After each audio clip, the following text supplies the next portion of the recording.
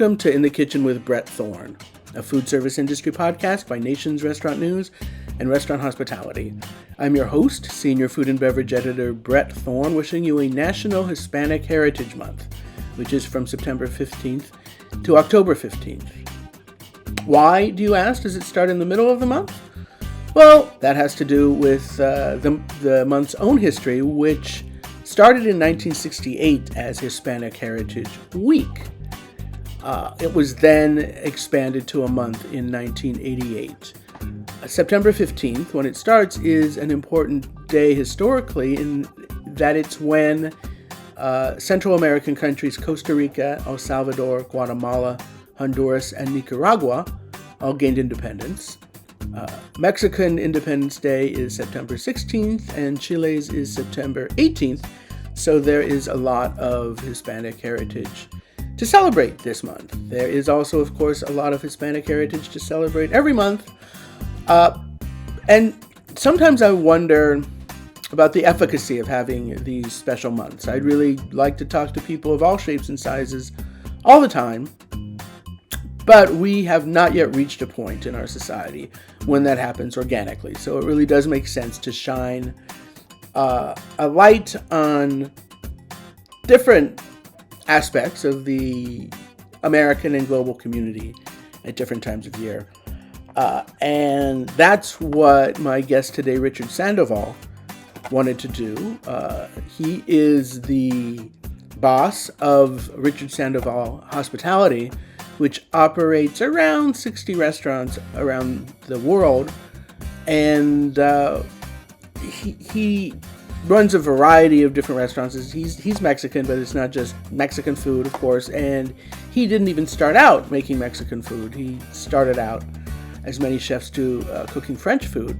But when he came to the United States, he was struck at the fact that the food that was billed as Mexican wasn't really Mexican. And so that helped get his juices flowing and to bring a wider variety of Mexican cuisines to the American public and then to the broader public at large. I could go on and talk about everything that he's done, but I'm going to let him do that instead because we had a whole conversation about it. It being National Hispanic Heritage Month, however, I would like to invite all sorts of listeners, Hispanic or otherwise, if you are running restaurants or in sort of adjacent fields and would like to be on this podcast, you don't need a huge organization behind you. You don't need a publicist or anything like that. You can just email me. I have multiple email addresses, but the easiest one to write down is bthorn@nrn.com. That's BTHORN at nrn.com. I'm easy to find, and I'm eager to talk to a wide variety of different people who have stories to tell, but might not have a PR machine behind them. With that, please enjoy my conversation with Richard Sandoval.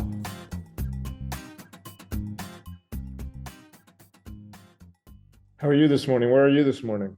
I am in Brooklyn, where I am in Manhattan, so we're pretty close. Oh, we're neighbors. Although you're based in Denver, right? Or you have such a global empire now. My corporate office is in Denver. I was living in Miami. Right now I relocated to New York for my kids just started working with me, so they're based here. So I decided to come to New York for a year, and then I'm not sure where I will be next. But like you said, my restaurants are all over the world, so I spend a lot of time on the road. Yeah, how many restaurants do you have now? I think over 60 now. You think? Well, we might have opened something last week that I wasn't there. Yeah, I understand how that is. You are a busy man. Yeah, and then sometimes some close, So, but I think we have. I think it was an exact number. I think it's about 61. And where are they? So they expand. Mexico. We have obviously North America.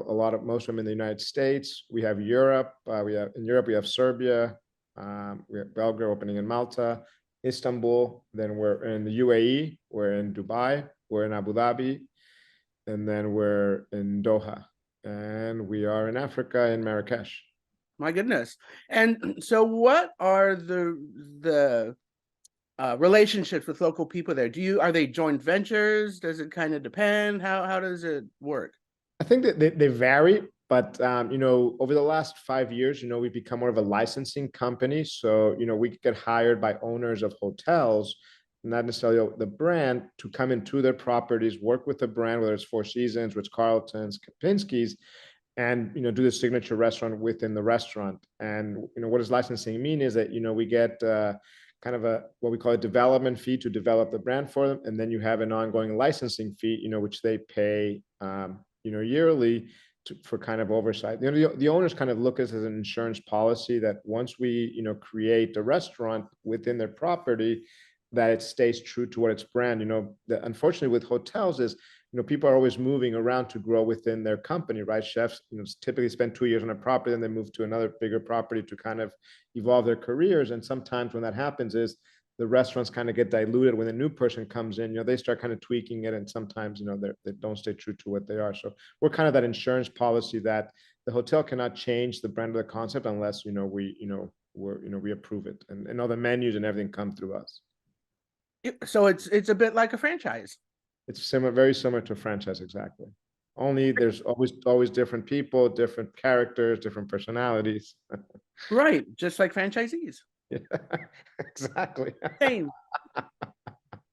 So was this your plan when you were a young fella who maybe thought he wanted to be a chef? You thought, you know what I'm gonna be? I'm gonna be a multi-concept restaurant operator with dozens of operations across the planet. Was that your plan? Never crossed my mind. I'll tell you a funny story. The thing is, I wanted to be a professional tennis player. So, I was very successful playing in Mexico. At the age of 13, my mother was living in California. I moved to California to kind of, progress my tennis career. And, something happened at that time that impacted me is, I think it was my second day in grade school. I was going into 7th grade, and I was this young kid from Mexico, scared, new country, spoke the language, but still, was in a strange place. And I remember looking at the menu, and and I saw tacos on the menu, right? And I was like, wow, well, actually in this country they do have some connection to Mexico. And obviously we go to the cafeteria, and I see this hard shell kind of looking thing with with some shredded lettuce and diced tomatoes. And I was, wow, that's I was in Mexico last week, and those were not the tacos I was eating. Right.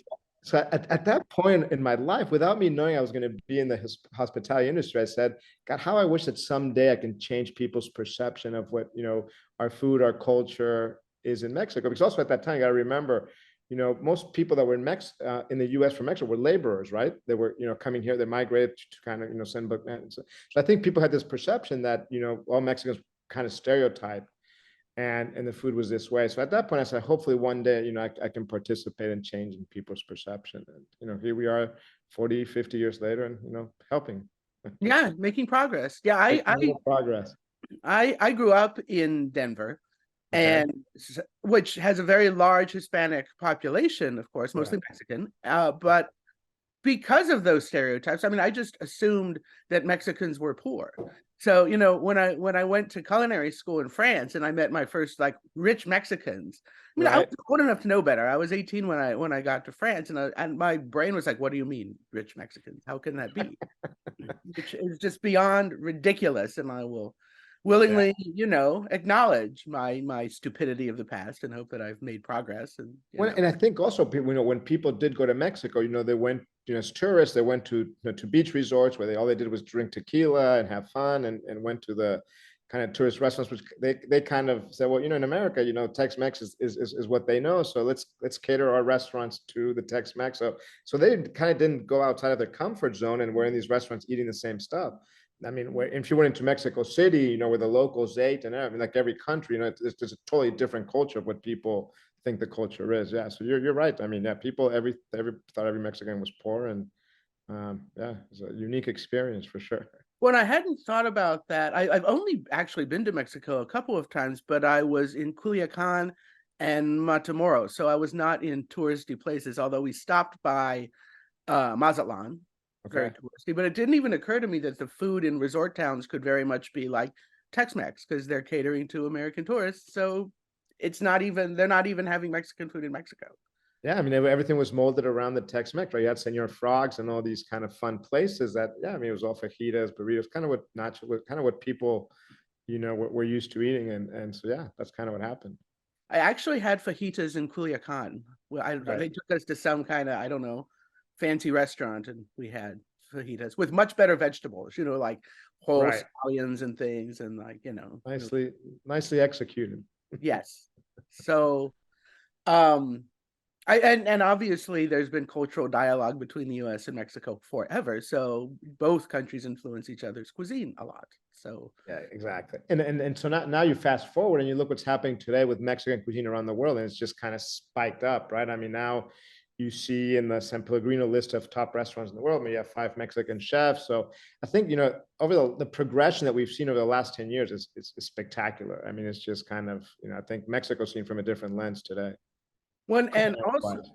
absolutely, and on some level, Tex-Mex has sort of gotten, like, we used to think of it as bastardized Mexican food rather than its own thing, and it's really its own thing, and it was invented by Mexicans, just Mexicans who live north of the border. So And I always said that, no one ever said it's bad. It's just it's bastardizing another cuisine, right? They have their own identity, and it's great. I mean, it's beans, rice. I mean, you have the sour cream, which balances it. So it was actually thought through very well, right? And they have the same textures, balances, just in a more casual, fun way. But yeah, it was never said it was bad. But people kind of started saying, well, this is not Mexican. That's it. No, it's a different thing. Accept it for what it is. although when I was in Brownsville, apparently the custom there is to put olives in their margaritas, and they call them, I think, Mexican martinis or something like that. But no, thank you. I mean, I like salt in my margaritas, but the But on olive, the rim. yes, the olives Yeah. didn't really work for me. But apparently we got them a bunch of places, and I obviously asked, "What are you doing? Why are you putting olives in the margarita?" Sometimes craziness, people try just to create things just for the sake of creating, right? Not thinking Right. what it does or what happens, what the reaction is. True. It's a while ago, so it's before I would have posted it on Instagram, but Right. it's still the custom. It's a So whole you, different story, right? Instagram now. and so you moved to California, and you were like, interesting, these things in shells with lettuce and tomatoes, you call them tacos, huh? How did that translate, or was that sort of the catalyst that got you into becoming a chef? And that's kind of a motto that we use as our company culture and our mission statements. Is that was kind of a catalyst for me. Fast forward when I decided to get into the restaurant industry and say, well, I remember at that time, because it always stood in my head, and I say, so how do I help change that perception?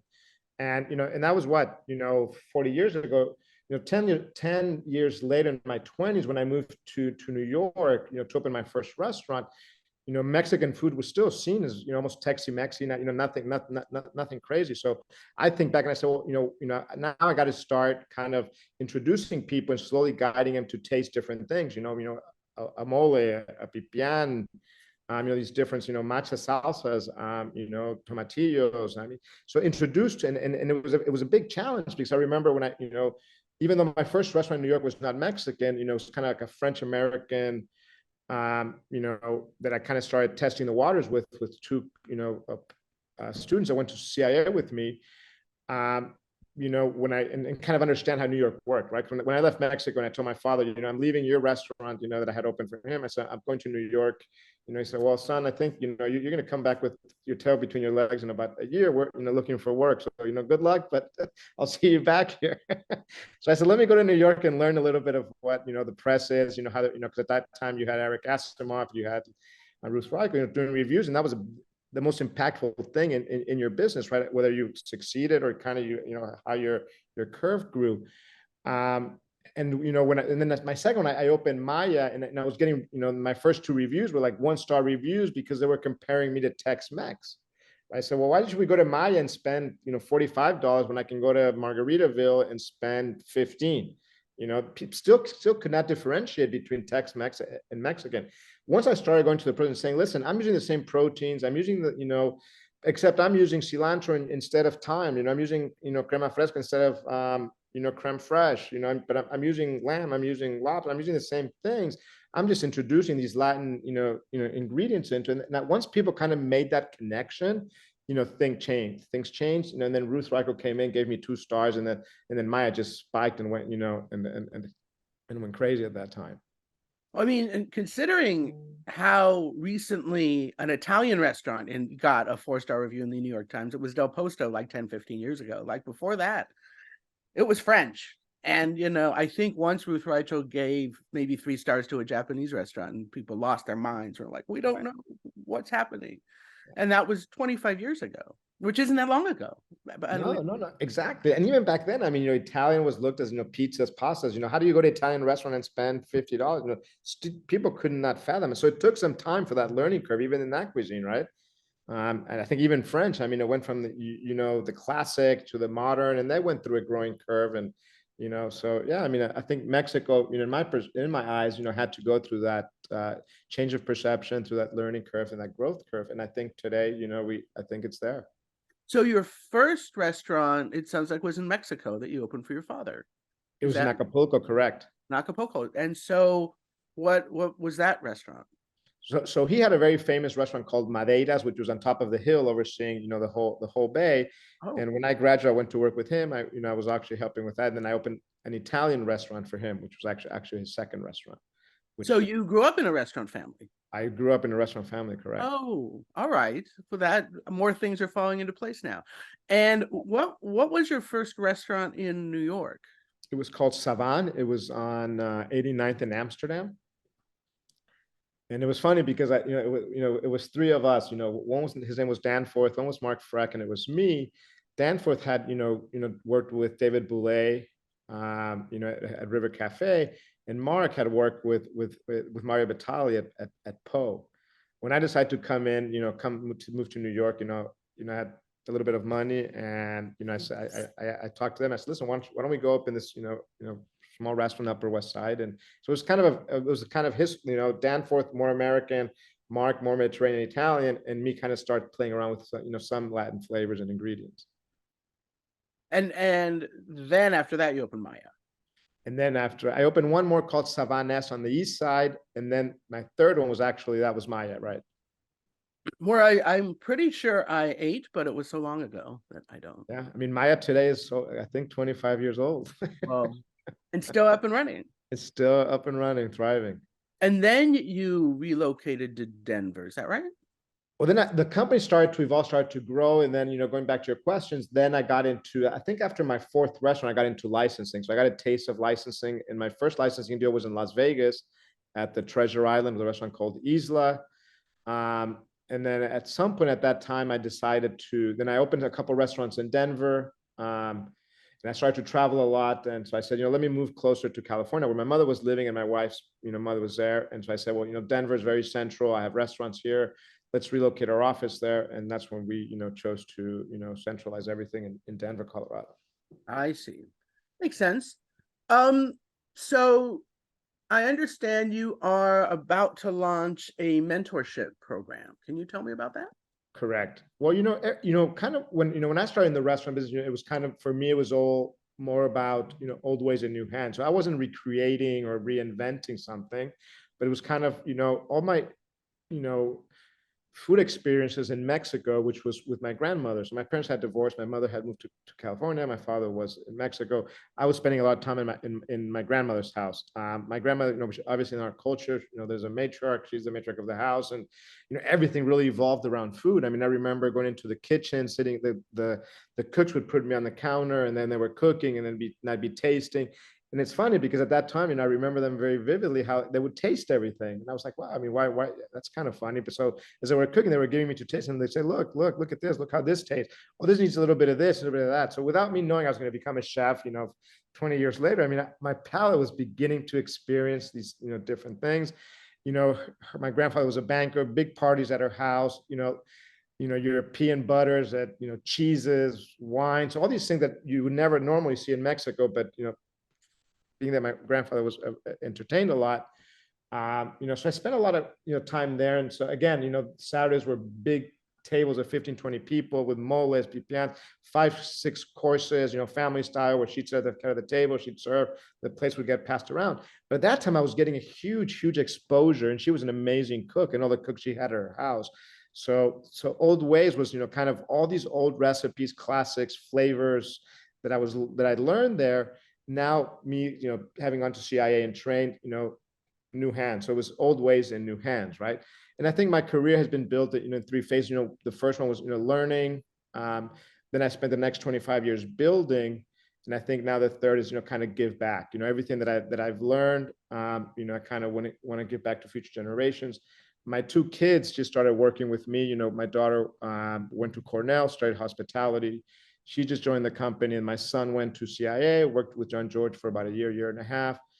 And so this mentorship that I'm giving them, I said, well, there's a lot of people out there that, God, would really get out of, my 25 or 30 years in the industry and pick my brain and kind of show them, how I did it. Because, building 60 restaurants around the globe is no easy task, right? So, how did I do it? And so I think there's a lot of information inside my brain that I can now kind of share with people. And, whether you're a chef, you kind of want to be a chef, or you're thinking about getting in the industry, it's giving back to these people, everything that I acquired in my career, the last 30 years.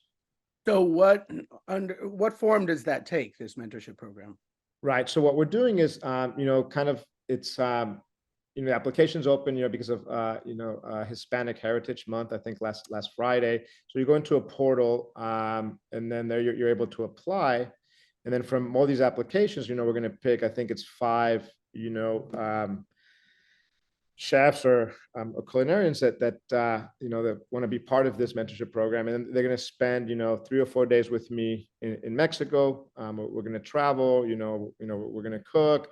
Then we'll have some business meetings with some of my executives also, so they can also pick their brains about business, what they learned from me, how we did things.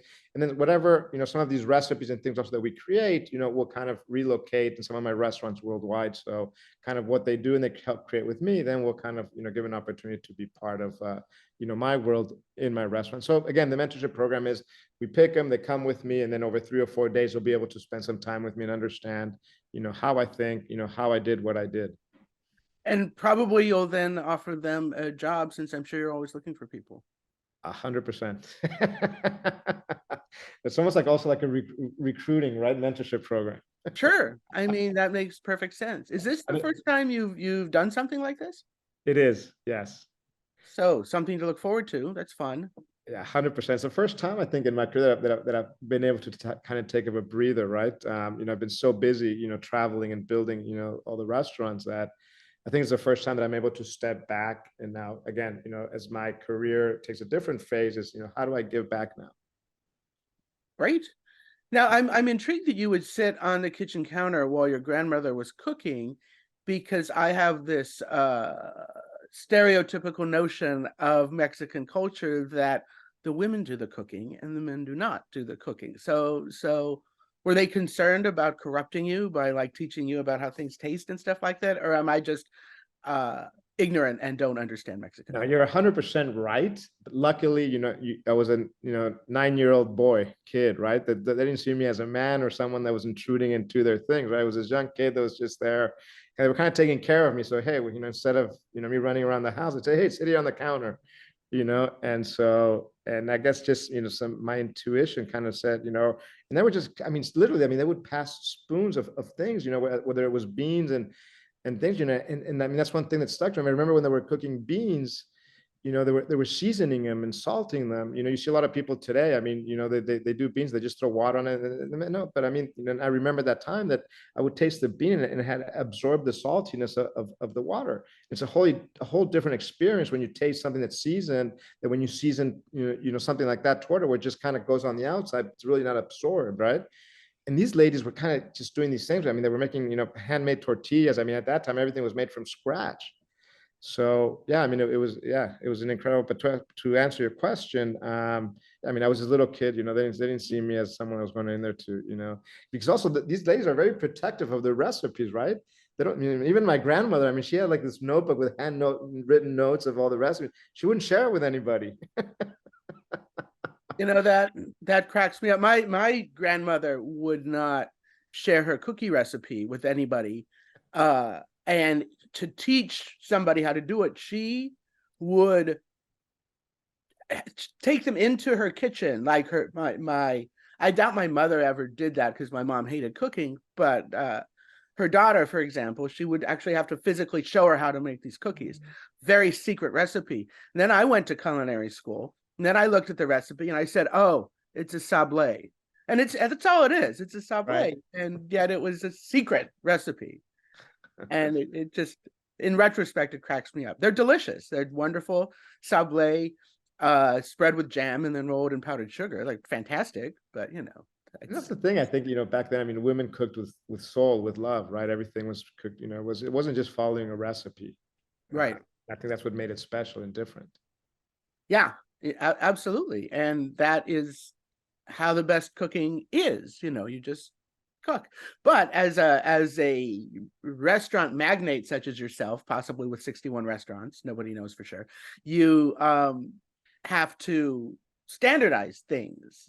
Did you start, I guess, in any restaurant, if you're going to have, well, maybe with one location, you can just cook like chefs, but after that, you kind of have to standardize stuff. Was that a process that you had to figure out, or did you already know it because you came from a restaurant family? No, no. I mean, again, I mean, I made a lot of mistakes, and I think, I mean, to be able to share all my experiences, because I made a lot of these mistakes, right? So you hope you can translate that to people, and they don't make the same things and learn from these things. So yeah, I mean, it was a hit and miss kind of thing, and have processes in place, checks and balances to make things, line checks, or introduce line checks, because I always what made me successful is that I was always cooking with my palate. I was always tasting everything. I remember in Maya, I'd sit in the middle of the line, and every plate, came by my palate. I would taste everything, whether it was a piece of lettuce, or I would touch a piece of protein, with my finger, and to make sure it was seasoned. So I was tasting everything through me. And then everything that came into the kitchen also went through me to see if the plates were clean, to see if there was an issue. And if I saw a plate that was not fully finished, I said, "Hey, what happened with this? Something's wrong here." And so, yeah, I mean, and so going to, to my restaurants, I've tried to teach all my chefs and everything to teach, with their palates, to always have, if you go into our kitchens, you have tasting spoons everywhere. And I raise hell when I go in there and I'm tasting. I say, "Taste this. Why? Do you see what's wrong with this?" And they always catch on. And I say, "Well, why aren't you tasting?" And it is a big challenge, because not everybody understands that culture, right? But I've tried to do the best that I can. We do line checks. We have our assistant managers do line checks to check the consistency of the product. Well, that's cool. And it's funny you mention recipes, which is something every once in a while I come across chefs who are like, "No, I can't tell you how this is made. It's a secret," or something like that. And yet it seems to me that what makes a good restaurant is consistency. And it's not, "Here's my secret recipe." It's, "Here's how you do it 50 times every night, maybe at 20 different locations." And that's something that you just have to, I think, keep your eye on every day. But I don't know. I don't run restaurants. How do you feel about that? Yeah, I mean, 100%. You got to share. I mean, the key word that you said is consistency. That's what makes you successful, right? People come in and they like something and they remember, and they'll keep coming back, right? And they'll tell other people. If the second time they come in, it's totally different, because you're not there to share the recipe or put the secret ingredient. Yeah, then it's not going to work, because then it's going to be very, very inconsistent. And I think sometimes people don't understand yeah, if you want to go from 1, 2 to 3 to 4, you got to share. You got to share your knowledge. You got to share your recipes, and you got to coach people. You got to teach them in order to be consistent and successful. And yet you also, I'm sure, have chefs who have, their own egos and their own personalities. So, No, really? I've noticed that in some chefs. So, and I'm sure you need to give them some kind of freedom to create and be themselves and whatever. So how do you maintain the Richard Sandoval brand while also allowing the chefs to do their chefing? Right. So a couple of things. The first thing is, when we hire a chef, we say, "Listen, first you're going to learn what we do. Do that perfect. Do that consistently, day in and day out. Then once you understand our profiles of how I think about food, then you can start creating, and we'll let you work on specials, right? So and we taste them first. Sometimes I get pictures, because I can see through a picture. Obviously I can't taste it, but I can see the creation, right? To me, a plate, and I explain to them, it's a canvas where you have your actor, and then you have your supporting actors around that, and I can tell if they're thinking correctly, right? As how they're getting that main actor and supporting it with the different ingredients. And then after that, then I do what's called collaborations. So, once they've done through this process, they can start collaborating with me and my culinary team, whether it's our conferences, and then, they'll participate with dishes, they'll come and they'll propose what they want to incorporate into the next menu. And then we'll give them some direction, but they do have to stay under a certain umbrella and certain guidelines, because I think when they come to my restaurants, our restaurants, I think there's an expectation of what Richard does, right? His flavors, his profiles, and things like that. So typically, if it's someone, sometimes I have chefs that this is just a stepping stone to their next thing. They want to come and learn, why we're successful at what we do, and they're creators, and it's a 2-year gig, and then they move on. But a lot of my chefs, have started, they came to this country as laborers, they started as dishwashers, they became prep cooks, they became garde-manger, they became line cooks, and today they are chefs, and they've been with me for 20, 25 years. Awesome. Built careers with me. That's tremendous and great, and I'm glad you're doing that, because sorry, go ahead. No, I would think it also builds loyalty and allows you to, keep talent, which is difficult. 100%. And I think I'm only as successful and the reason I am successful is because these people that stayed with me, and, because I could do 1 restaurant, 2 restaurants, like you said, and stay there and control and taste every day, come in, in the morning and then leave. But in order for me to build, I had to build loyalty, I had to build passion. And so, it had to be with these guys that understood what my vision was. And they also saw, a career path, and, as, coming here as laborers, where they grew, and, now they're making, much better salaries, they're traveling, and, they're doing things. And that's how, I was able to create loyalty. I bet those conferences you have where everyone comes together, I bet those are really fun. They are really fun. And I'm actually changing the process a little bit. Before, it was just like one big, I was two big conferences twice a year. We'd meet somewhere around the world, and it'd be about, 20, 25 chefs, and we sit there, we'd cook, then they would present to me, and then we from there, we narrowed it down to, our dishes that we're going to, incorporate into all of our menus. Today, I'm building 2 congresses, a beverage congress and a food congress, culinary congress, which would be incorporated of 6, 7 people. It will change every year. And these will be like my research and development teams. They'll get them from some hotels, from our own restaurants. And again, they'll meet twice a year to create and be part of this culinary congress, which then it is a research and development team. And so it gets them excited. They get to travel, and then they get to see some of their creativities on our menus. That's neat. And it's interesting that you have decided to have a special meeting for beverages. Why is that?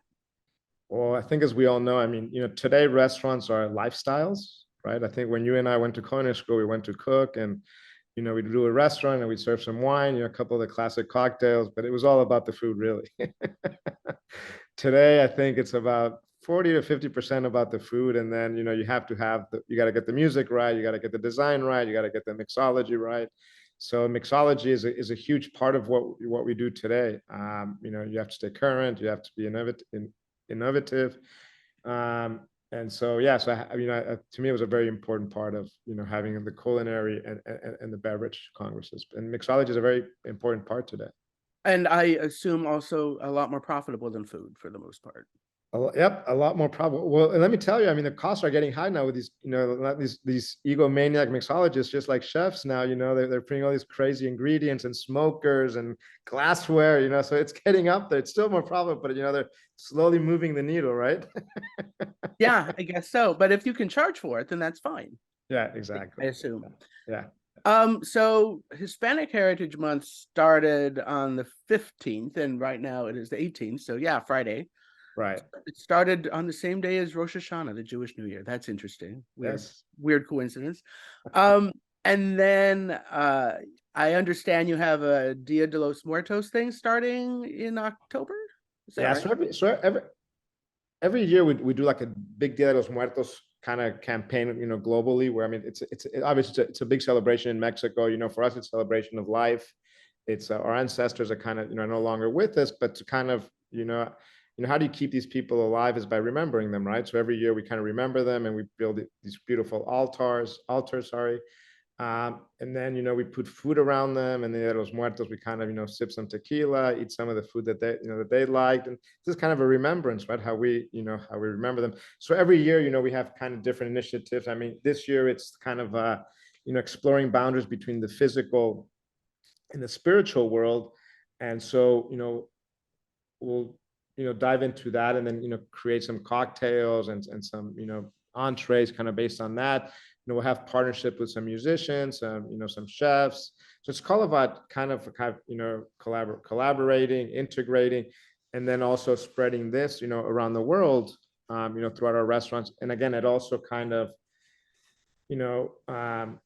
divulges and kind of gives more exposure to Latin culture, which at the end is kind of my ultimate goal. I mean, well, my ultimate goal is to kind of expose people to as much as I can to Mexico, to my culture, and to my food. So, and everybody loves this Dia de los Muertos celebration. And Dia de los Muertos, which means Day of the Dead, is the day after Halloween. Is that right? Correct. So it's the same as All Saints Day, which is a big thing in Europe. Yeah, similar exactly. Kind of idea. And again, cultural dialogue, like a lot of these conversations have been happening for a long time. So it's interesting to see how those different cultures influence each other. It's a beautiful thing, I think. Yeah, like I said, it keeps the conversation open and alive, right? Right. So we're almost out of time, but what else is on your agenda? What you doing? So I have obviously a few projects coming up. We have the Four Seasons in Cabo San Lucas. We're doing a Nikkei restaurant. So I'm actually going to Peru, in a few weeks to do a little bit of research on Nikkei cuisine. We're opening a Toro in Malta. I'm very excited about a restaurant called Casa Chi that we're doing at the Intercontinental in Chicago. They gave me a beautiful corner on Michigan Avenue, but without a kitchen, right? So they said, here, go at it. See what you can do here. It's a great location. So I'm creating what, Casa Chi, chi in Japanese means earth. So I'm building kind of something around earth and fire, right?